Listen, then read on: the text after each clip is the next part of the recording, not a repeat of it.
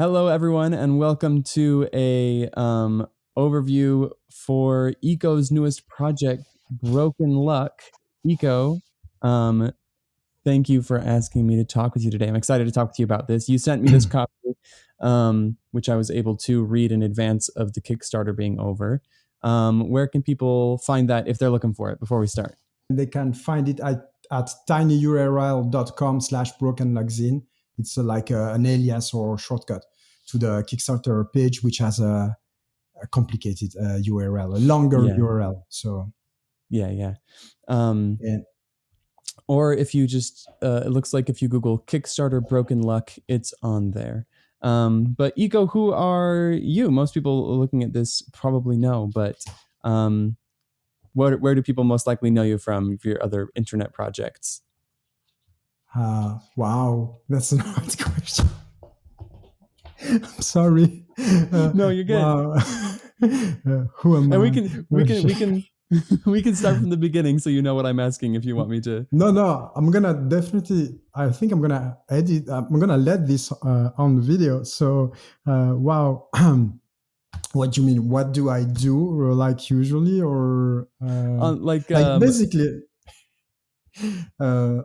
Sorry. No, you're good. What projects have you done with people on the internet? What tell us about mention your podcast. Oh yeah. So basically, I'm quite new to the OSR/post OSR indie RPG scene. I've been playing RPGs for quite a long time, although I stopped for a long time too. And I don't know. I think it's basically because of quarantine and COVID and stuff. I started Googling in the RPGs, and I stumbled across the RPG scene in January, and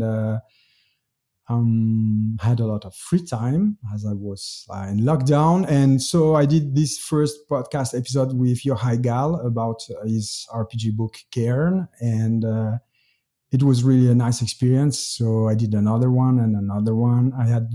And so I've been doing sort of twice a month these interviews for the Lost Bay podcast, which are interviews with indie RPG creators about their work, their creative processes with, I don't know, I think a sort of intimate personal tone and approach. And then there's Broken Luck, which is, I've been doing a few things publicly, so to speak, but Broken Luck is like the first zine I ever release or kickstart or.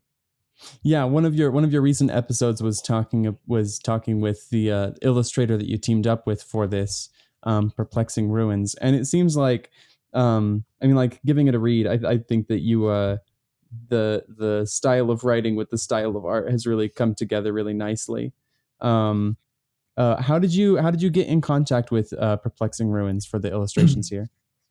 So I remember very well how all that happened. Basically, in January or February, I posted a question on Reddit asking about something very specific, RPGs using cards instead of dice or something like that. And Perplexing Ruins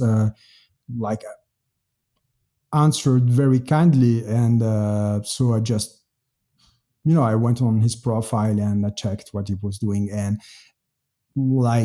I spent, I think, half an hour browsing his Instagram account, and I was absolutely amazed by his work. And I don't know, a few days after that, I commissioned him first drawing, which is in the zine, which is the Faceless God, which is at the end of the zine.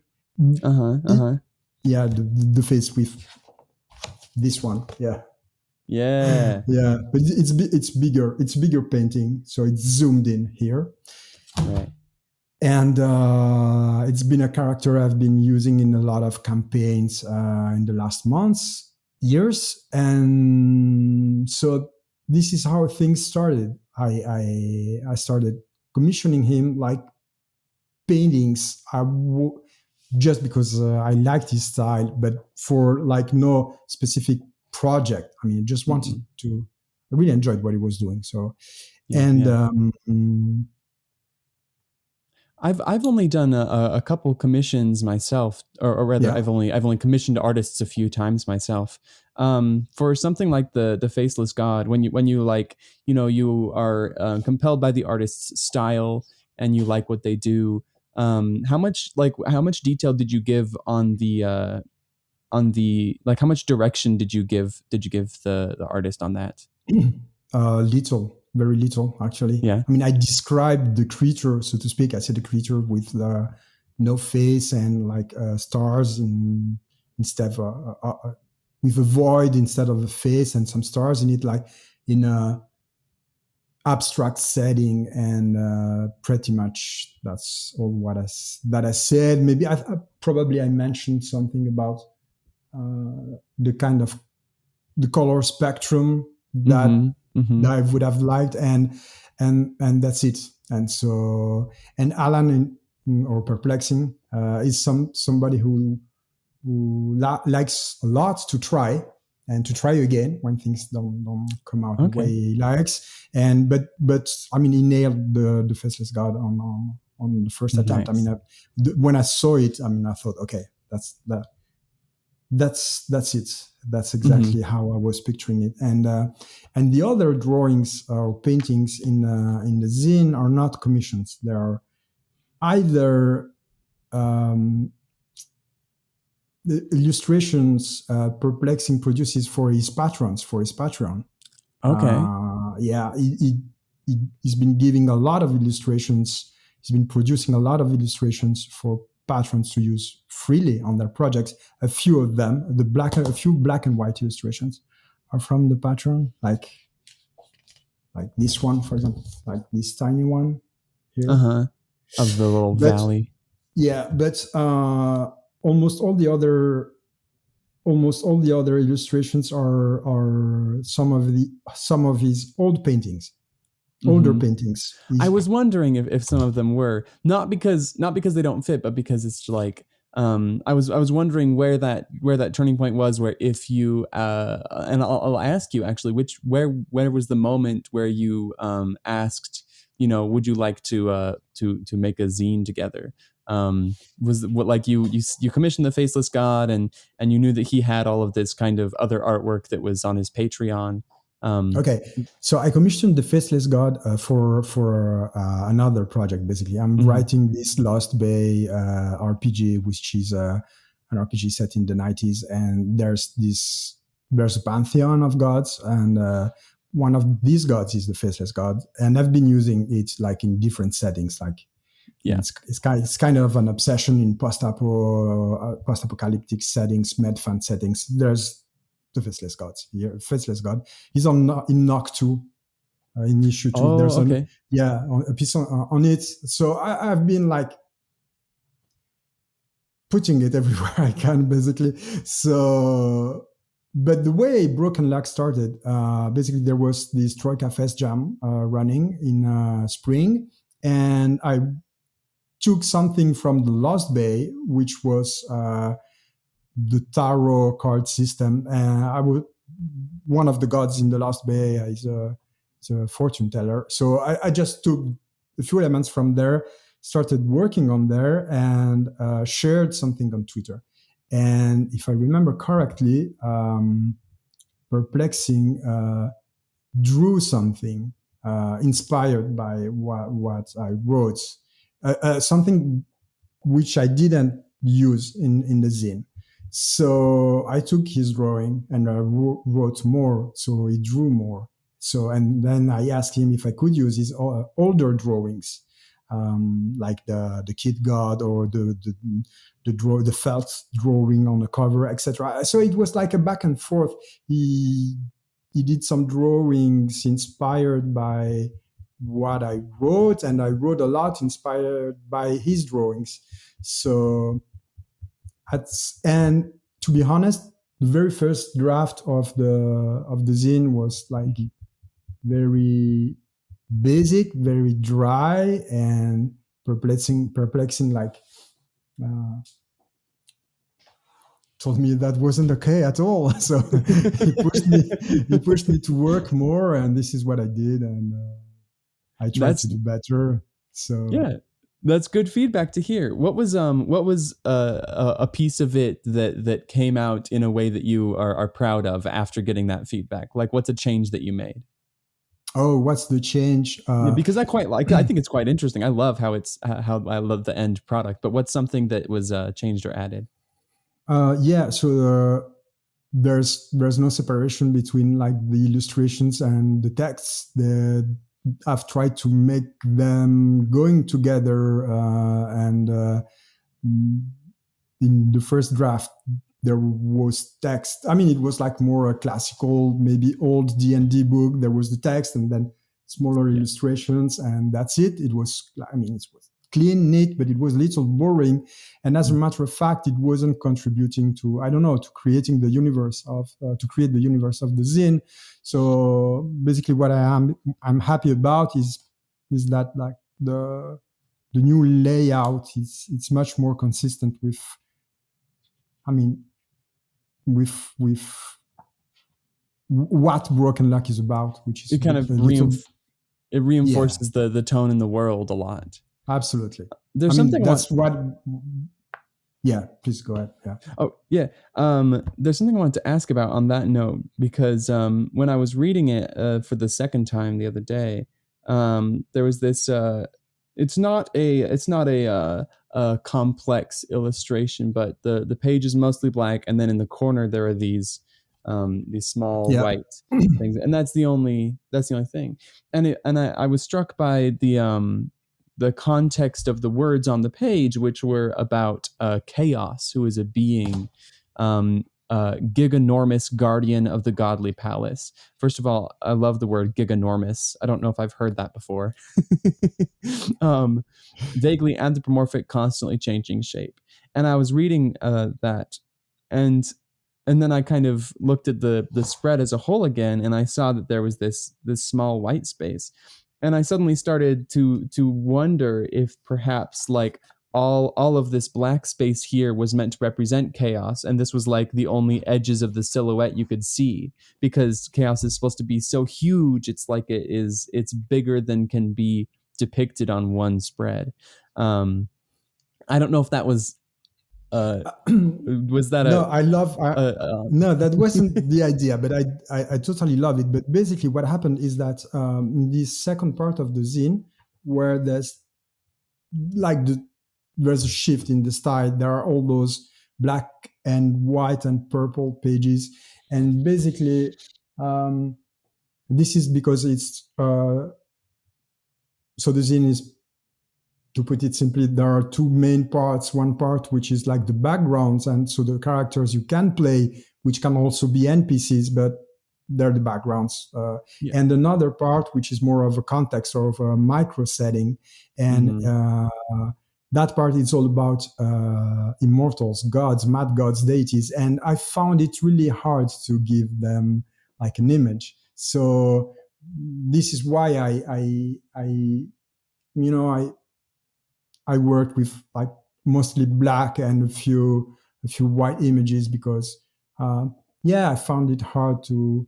I think I wanted like the readers to be free to imagine like the palace of the gods or the gods themselves as they like. I didn't want to give too much input on that, and so this is why it's very abstract and vague and yeah. So yeah, why not? That could be a piece. That could be like the body of the cows. You're right. Yeah, yeah. I like that. Yeah. Uh-huh. I think that what you're talking about, not depicting these kind of the immortals. I think I like how by the end, on the very last page, it's more stunning that you do see one of them, and it's like, oh, this thing that has like a kind of humanoid shape. It's just like after you have read about these things, which it says chaos might be made of garbage or flowers or toxic fumes. I think that it's I like how there's this mystery, and then at the end, it's like one of these immortals that you get to see, and it's like right there. And you're right. I mean, that's a valid point, and that's fruit also of the collaboration with Perplexing Ruins, because we've been talking about like somehow the rhythm of the zine and Oh, how something had to happen at the end of the zine. okay, So yeah. yeah, not everything was totally 100% conscious, but uh, the decisions I made. But yes, there was this intent to yeah, leave like the that finish the zine with like yeah, something strong. So Mm-hmm. Mm-hmm. and maybe like the simpler spreads, the 3-4 simpler spreads that are before the last spread are a preparation for that. You know, Yeah. that creates rhythm. That is Maybe I that don't is a know. nice rhythm, as you say. Yeah, yeah, yeah. That's super cool. Um, I wanted to ask. I have Yeah, because my partner Tabby, she was reading this with me. She flipped through and read some cool. bits of it. Yeah, she really liked it too. And she said, I don't know if this is from the literature that you pull from, if you're familiar with it, but in the last spread on the which immortal did you piss off, the result 3, the dead king, you attract dead living beings like a magnet. She was wondering if that was a berserk reference, because No, oh no, no. it works though. Basically in berserk, the main character, there are, dead things that kind of rise when he's nearby, and they don't like him, they attack him. um Okay. but yeah, what kind of things did you pull inspiration from for the zine? I know it's kind of your microcosm, your like the world that you run tabletop RPGs in, or the connections between those worlds. But what other things did you pull inspiration from for the layout, or for uh, the text that you wrote? Okay, that's a hard question. I have to Uh say, huh. Yeah. Yeah. uh, I'm not sure. I'm not. I mean, for the layout, basically, I don't know. I've been trying Yeah. stuff Yeah. like Yeah. at night, basically. Uh I huh. mean, at night between like 12 p.m., 12 between midnight and 2 a.m. And Yeah. at some point, yeah, I was more satisfied. I um, how to put it? I mean, I'm kind of discovering the RPG scene right now, so I don't have many references. So I know that I like three kinds of fonts, and I Mm-hmm. use them. And I like purple and yellow and black, and that's it Yeah. basically. So, Yeah. um, and yeah, I mean, I understand. That's a very strange answer, I know, but I mean, I like that you're inspired by the art that you get. I know that yeah. sometimes that especially on smaller projects like this, a there's not a single direction of creative flow that happens, but that is common between every project. And so it's cool to hear that, you were able to write things and then get art from Perplexing based on that, and then you wrote more inspired by the art, and it's kind of like this back and forth, which is cool. Like, and No, I love yeah, it. It's really cool. but but about the contents, basically, Yeah. they're all pulled from the Lost Bay word and transformed. I mean, because it's different setting. It's sort of contemporary, although there's some Right. fantasy in it. And I don't know, I run maybe 60 games of it, and I've been writing a lot, really a lot. Yeah. I've wrote like also mini novellas in this word in French. So Yeah. and Yeah. Yeah. so I pulled the most yeah, the parts related to the gods and the pantheon from that work, and I sort of adapted to the paintings that Perplexing Ruins was giving to me. So I've emphasized some aspects which are maybe more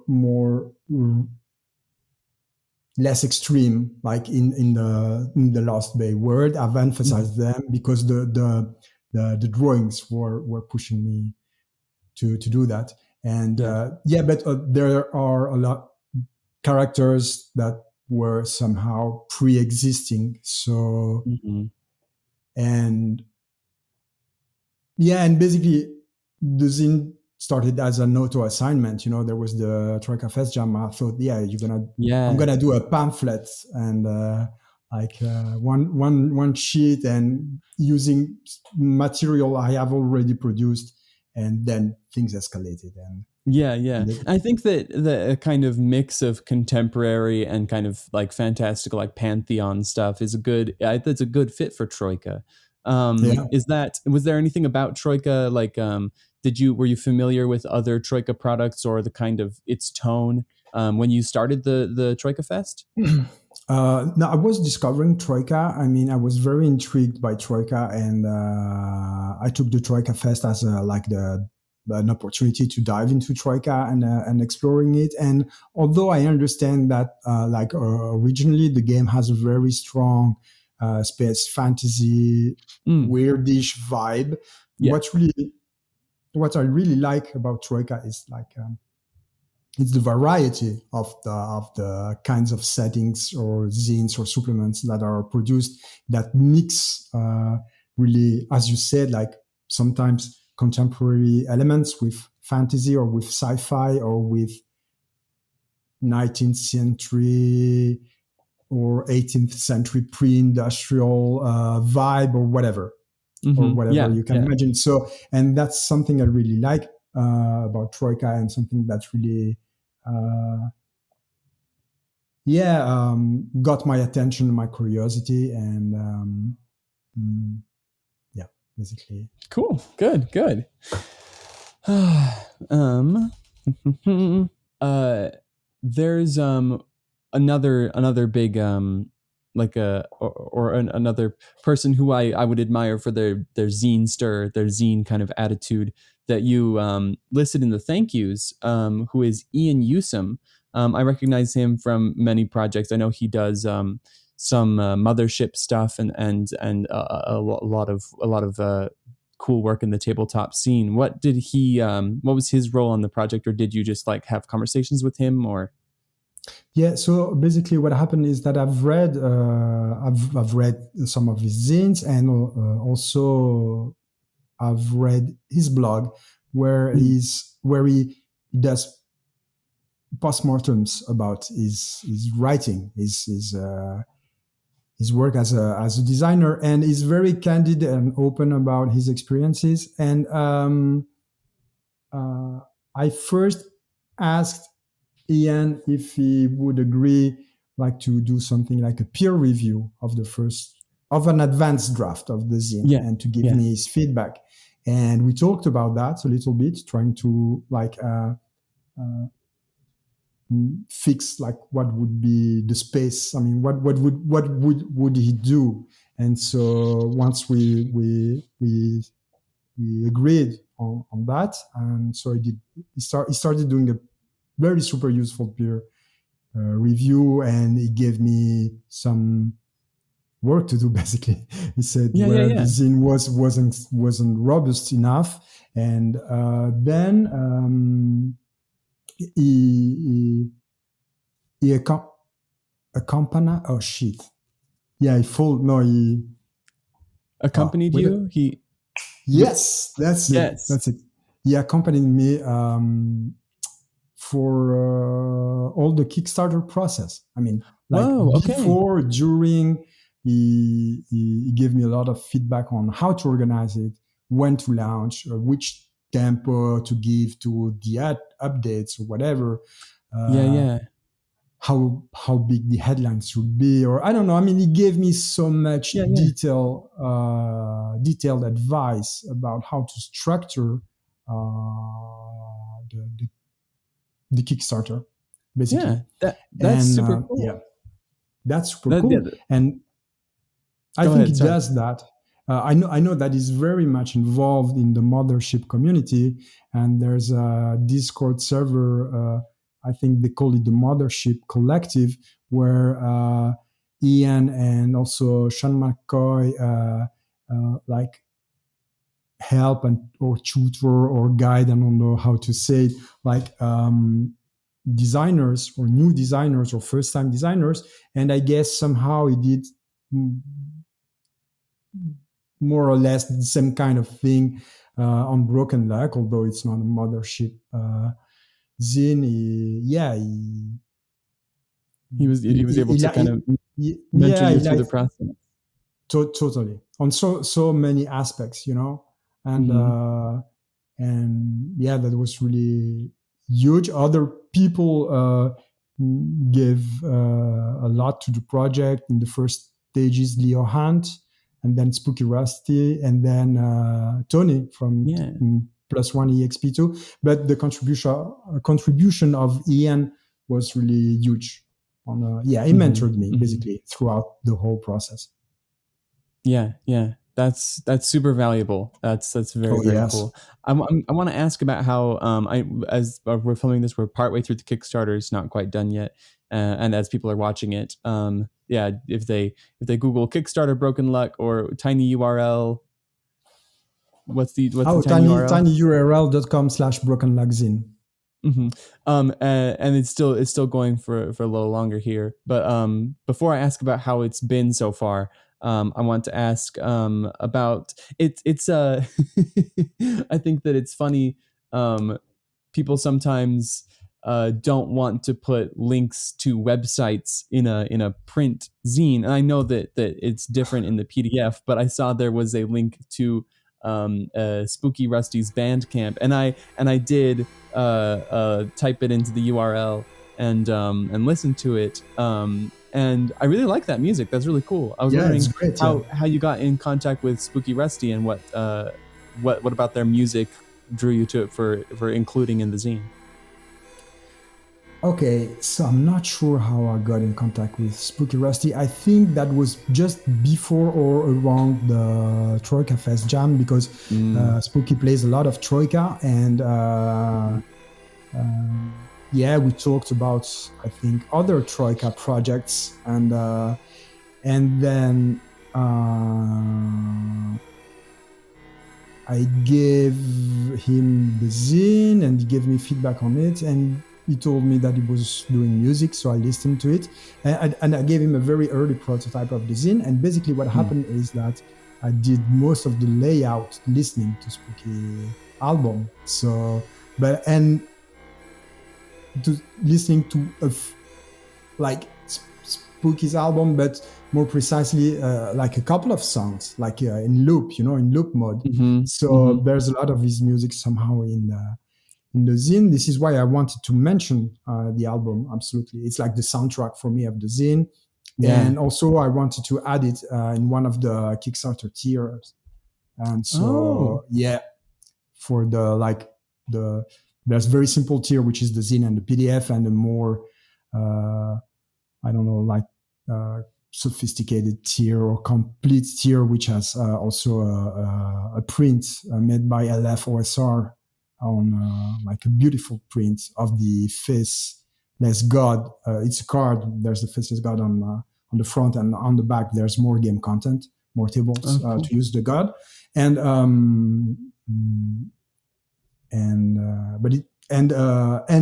Spooky's Rusty album.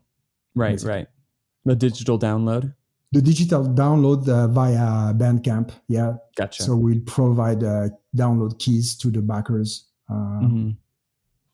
That's super cool.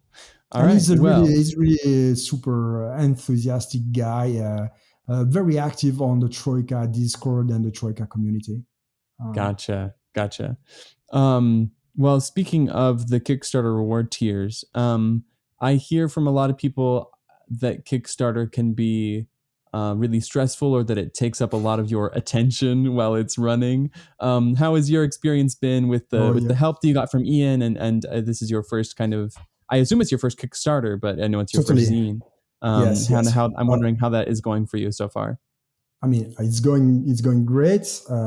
Like on the funding side, the zine has been funded in 6 hours, and now it's still growing, and I hope we should reach the first stretch goal, which is a oops table, with a new Oh, illustration. It's a card. It's an OOP stable card, which would be written with no direct references to the Troika mechanics, to allow people to use it also as like a critical fail card for table for other system, and with a new Perplexing Ruins illustration, cool. like themed related to the gods and the palace of the gods. And so it's going well, but yeah, that's pretty intense. I wasn't expecting that at all. It could have been worse if I had not been helped and mentored, because I could have made a lot of mistakes, or maybe I could have lost energy doing things like not the good way. So yeah, it's super intense. It's draining. I understand now. I've Yeah. watched like the whole series Tony did on each funding, and why we should find I don't know, maybe alternative ways of funding. But Yeah. that's I'm super like grateful that it's working well, and but yeah, it's Yeah. intense. And me too. I'm glad that it's going really well. And what is the date that it will be done funding? It's the 29th of August. Gotcha. Okay. 29th of August. So still a little bit of time left on that for you to yeah, there's time. There aren't like a lot of tiers. I wanted it to be simple. There's like PDF plus zine. There's a like special tier with the music and the card, and there's a tier for stores and resellers, and with the wholesale. And I've been wanting to have like a T-shirt with the Faceless God so bad for such a long time, and after discussing with some people, it's going to become an add-on on the Kickstarter campaign. Like, nice. I don't know, tomorrow, which people won't know when tomorrow is, because anyways, there's going to be an add-on with a black T-shirt with the Faceless God, because I just want one. And some people said that on Twitter they wanted one too. So yeah. So we'll see how many people get the Faceless God on a T-shirt. That is super cool.